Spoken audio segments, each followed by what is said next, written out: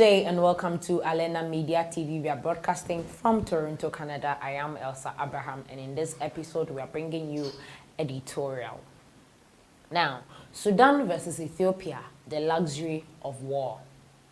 Neither Sudan nor Ethiopia can afford to go to war over the border city of Fashak, yet there has been no breakthrough in Khartoum and Addis Ababa traded placatory remarks in the last few days following escalation tensions over the border city of Fashka. Backed by a mobilized public, each side maintained its version of a historical narrative, including their interpretations of previous agreements on the border area. Sudan rejected negotiations over the land it had retrieved from its neighbor, while Ethiopia is continuously talking about compensation for Ethiopian farmers who were forced out of Fashka. South Sudan mediated talks between the two sides. Observers don't believe there will be a breakthrough in negotiations, however. At a press conference earlier this week in Khartoum, Mohamed Al-Feki, member of the ruling Sovereign Council, said a peaceful resolution is the only way forward. The Sudanese army now controls 90% of the Sudanese territory, previously occupied by Ethiopian militias and forces. He asserted, but retrieving the land was a political, not a military decision. Criticizing the Ethiopian ambassador to Sudan, Al-Feki said, the only way to a resolution is the continuation of joint committees and for Ethiopians to stop making fiery statements, which he said were unsound, and considering the Sudanese public's discontent with officials remaining silent will force us to retaliate.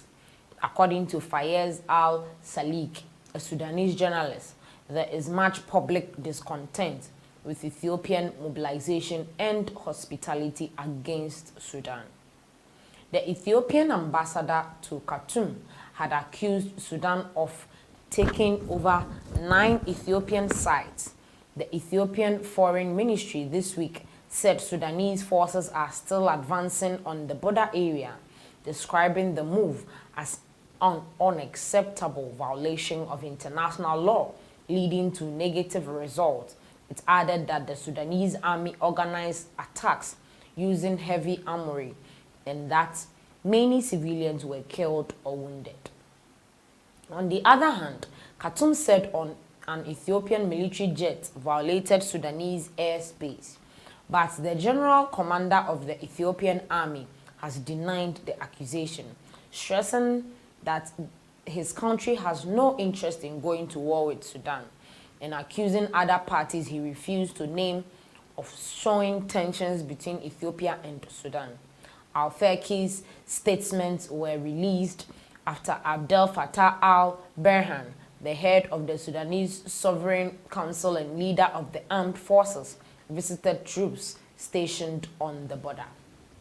Al-Burhan said Sudan has no desire to fight against Ethiopia but will defeat its land. Soon after, the Sudanese foreign minister released a statement saying 5 women and children were killed in an attack perpetrated by Ethiopian gunmen in Fashka. It added that the operation was executed by the Amara militias, known in the Sudanese media as Al-Shafta, who were probably fighting alongside the Ethiopian army in the northern Tigray region. The Amara political circle are backing Ethiopian Prime Minister Abiy Ahmed, who lost much of the support of the Oromo from which he hails. The Amara, who had ruled Ethiopia for centuries, agree with Ahmed on the necessity of abandoning the federal system that gives Ethiopia's multiple ethnicities more space for self-rule. Ethiopia and Sudan are both on the edge. Their domestic affairs may push them to war, but the same reason may push Khartoum and Addis Ababa towards peace and calm. In Ethiopia, the war Ahmed waged on Tigray in the north led Eritrea and Sudan to reclaim the lands they were fighting over, with Addis Ababa driving many to say that Ahmed's government is not careful about national sovereignty, which the Tigray maintained throughout the 27 years in which they ruled. On the other hand, Ahmed has the support of the Amara, from which the Fashka farmers hail.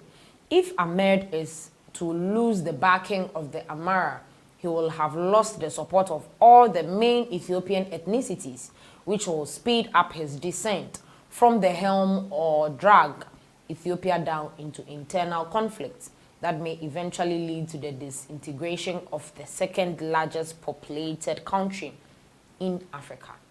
Moreover, Ethiopia is suffering from acute economic challenges and fragile food security due to the low-cost attacks on the Horn of Africa, which threaten severe malnutrition and famine in the country's poorest areas. Addis Ababa doesn't have the luxury to lose Khartoum now, especially as it is in the middle of a war in Tigray and suffering from tensions with other ethnicities in various regions. In Sudan, the military is suffering from a weak political position and popular calls for their withdrawal from Sudan's political life. However, the military's political position has drastically improved following the retrieval of Fashka and the return of Sudanese farmers evicted by Ethiopia 2 decades ago to their home. Moreover, Ethiopia's insistence on filling the Grand Ethiopian Renaissance Dam will directly damage Sudan's ability to generate electricity from water and negatively affect its agricultural sector. Khartoum wants to receive foreign investment in the agricultural sector after it was lifted off the U.S. list of states harboring terrorism.